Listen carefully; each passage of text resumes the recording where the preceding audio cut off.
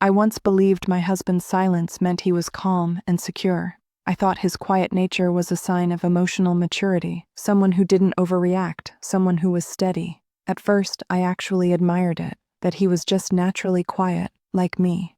But slowly, painfully, I realized it wasn't calm at all. It was distance, cold, deliberate distance. And his lack of response wasn't subtle anymore.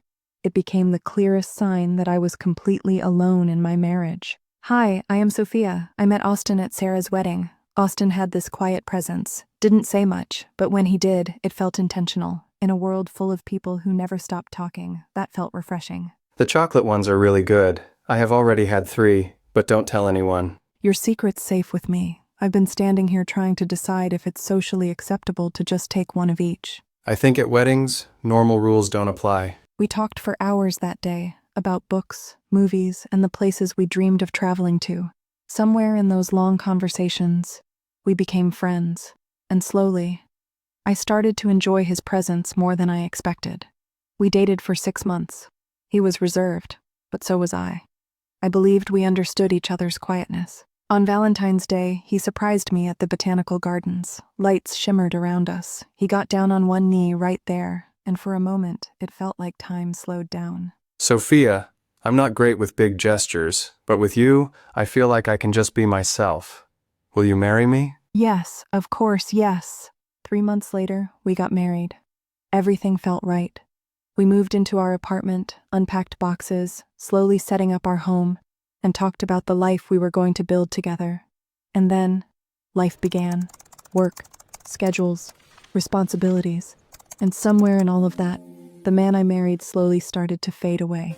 It was our second weekend after marriage. After a long morning of cleaning and cooking, while he was playing video games, I sat beside him with a bowl of popcorn, ready to relax. We were wrapped in a blanket, watching a movie, enjoying a moment that felt warm and cozy. Can you get me a glass of water? "Babe, can you get it yourself? I just sat down. I've been on my feet all morning." It's just water. It'll take 2 seconds. "I know, but it'll take you 2 seconds too. I'm really tired. Can you please get it?" I work all week. You can't do this one simple thing? What kind of wife can't even get her husband water? "Austin, it's just water. The kitchen is right there, and I am also working all week. Plus, I do the household chores too. Why are you making this such a big deal?" Forget it. I'll do it myself. Clearly asking my own wife for something is too much. He walked to the kitchen, got the water, and came back quietly.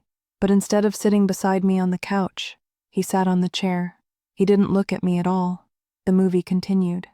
But the warmth between us was gone. A week later, he came home from the gym looking for almond milk.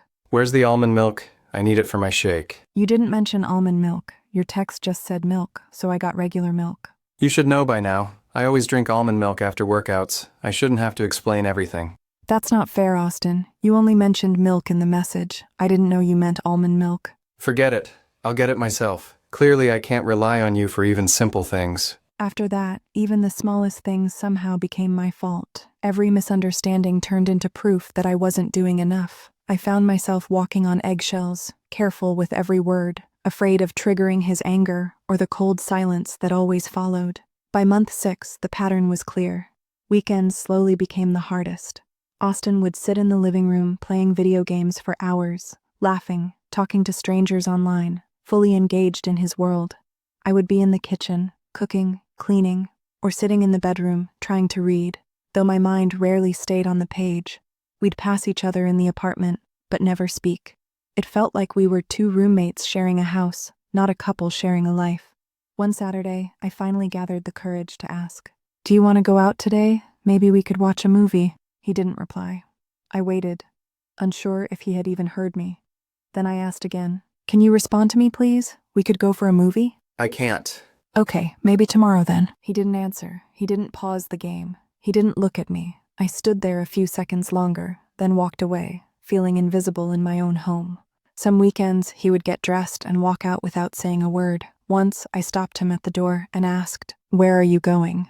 He didn't answer. He brushed past me and walked out. That was the moment I truly understood what loneliness inside a relationship feels like. One evening, I tried to talk about how disconnected I had been feeling. "Austin, we need to talk. We've been married for less than a year. and I feel like I'm living with a stranger. You don't talk to me. You don't want to spend time with me. You act like my very presence annoys you. What happened? What now? Nothing happened. This is what real life looks like, Sophia. I'm asking for basic human connection, to have conversations that go deeper than what we need from the grocery store, for you to show interest in my life, my feelings. I don't know what you expect from me. I married you, didn't I? Doesn't that prove I love you? Why do you need constant validation? You know what your problem is? You watch too many romantic movies. You have unrealistic expectations. Real marriage isn't candlelit dinners. It's coming home, being comfortable with each other. Why isn't that enough for you? He left the room, and I stayed where I was, staring at the wall. I sat there, wondering how wanting to feel close to my own husband had started to feel like asking for too much. 14 months into marriage, I discovered I was pregnant. 2 pink lines. That changed everything. I was terrified. But I told myself maybe this would bring us closer. Austin, I need to talk to you. I'm pregnant. Okay, wow. That's it? Just okay? How do you feel about this? I don't know. It's a lot to process. I just need you to be here with me in this. Tell me what you're thinking. What do you want from me? I just found out. Can you give me a minute? He turned back to his laptop, like I hadn't just told him we were having a baby. A few days later, he informed me that he had to leave for a month-long work trip. A whole month? You'll be gone for a whole month. It's work. I don't have a choice. But I'm pregnant. I need you here. Can't you shorten the trip? Sophia, people have babies every day. You'll be fine. Your mom's a phone call away. He barely called during his trip. Then, about a month later, he told me his trip had been extended by a few more days. At 2 months pregnant, the doctor gave me devastating news. I'm so sorry, Sophia. There's no heartbeat. The fetus stopped developing. We'll need to schedule a D&C procedure. You'll need someone with you. Is your husband able to be there? I called him from the parking lot. Austin, there's no heartbeat. I'm losing the baby. I need a procedure. Can you come home, please? That's really rough. I'm sorry, but I'm really swamped here. I can't just leave in the middle of this project. Did you hear what I said? We lost our baby. I must have surgery. You have people there. Your mom can come. I can't keep leaving work for every little thing. Every little thing? I'm having a miscarriage. This is our baby. Look, the doctor said you need someone, right? So call someone. Just do what the doctor says, and we'll talk when I get home. My mom came. She was with me during the procedure, while my husband was 1,000 miles away.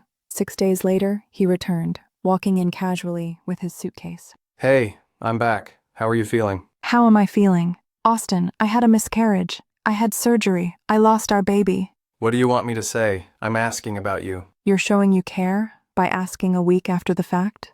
You didn't care enough to be here, but you had time to go golfing. I saw your colleague's Instagram story. That was different. That was team building. It was expected. So it's expected you show up for coworkers, but not your wife. Got it. You know my job is stressful. You're guilting me for taking a few hours to decompress? That's really unfair. Get out. Go to the guest room. Go anywhere. But get out of my sight before I say things I can't take back. That night, I couldn't sleep. I kept replaying everything in my mind. The past months, the conversations, the miscarriage, and the emotional neglect that had been there all along. When I found out I was pregnant, I felt hopeful in a way I hadn't felt in a long time. I thought maybe this would finally bring us closer. I started thinking about the baby constantly, even in small, everyday moments, and I was already emotionally attached. When the doctor told me there was no heartbeat, I felt numb, and all I wanted was my husband with me. But he wasn't there, not when I needed comfort, not during the procedure, and not when I came home afterward. He treated it like it didn't deserve time or attention, while I was falling apart. Losing the baby was painful, but realizing I was alone in that loss hurt even more. That's when I understood this wasn't just about the miscarriage, it was about always being emotionally alone with him, and in that moment, I realized I didn't just lose a pregnancy, I lost the belief that I had a partner. The next day, I didn't need to think anymore. I woke up with a certainty I couldn't ignore. Staying wasn't just hurting me, it was slowly erasing parts of who I was. That evening, I packed a suitcase and placed it by the door. When Austin came home, his eyes went straight to it. I'm leaving. Don't be dramatic. Where are you going? I'm not asking permission. I'm letting you know. Over what? Because I'm not emotional enough for you? Because I feel invisible here. because wanting connection feels like I'm asking for something unreasonable, and because when I needed you most, you weren't there. I work hard. I provide. I'm here, aren't I? You're physically here, but your attention, your care, those have been missing for a long time. I shouldn't have to beg to feel seen in my own marriage. Sophia, wait. We can talk about this. We can fix it. I've been trying to talk for months. You didn't want to fix it then. You only want to talk now, because I'm leaving. So that's it? You're just walking out? You've been walking away for a long time. Every time you ignored me, every time you dismissed what I felt, every time you chose silence instead of showing up. I'm just the one finally doing it out loud. I walked out, and it hurt more than I expected. But underneath the pain was something else, relief, and a quiet sense of hope that maybe I could build a life where I didn't have to shrink, explain, or beg, just to be seen. I moved into my own small apartment. After the divorce, I didn't just survive it. I rebuilt my life from the inside out. I poured myself into my work. I stopped questioning my abilities and started trusting my voice. One promotion followed another, and 2 years later, I became the head of department. By then, I had learned how to lead with clarity and confidence. That afternoon, I was seated at the head of the conference table, reviewing proposals, when the door opened. Austin walks in with his team. He froze for a moment when he saw me. I hadn't seen him since the divorce. I hadn't imagined this moment. But when it arrived, I didn't feel nervous. I felt grounded. Good afternoon. Thank you for having us today. His eyes flickered back to me. Sophia, I didn't realize you were leading this meeting. Yes, I'll be overseeing this project. Please go ahead. Austin presented confidently at first. He used polished language. He smiled often, especially in my direction. Our company believes strongly in collaboration and long-term partnerships. We pride ourselves on responsiveness and flexibility. When he finished, I said, "Thank you for the presentation. I have a few questions. Can you walk me through your risk mitigation plan for Phase 2? We usually adjust those elements as the project progresses. That wasn't my question. What's the specific framework? He stumbled. His team exchanged looks. I understand. Could you clarify what that process looks like in practice?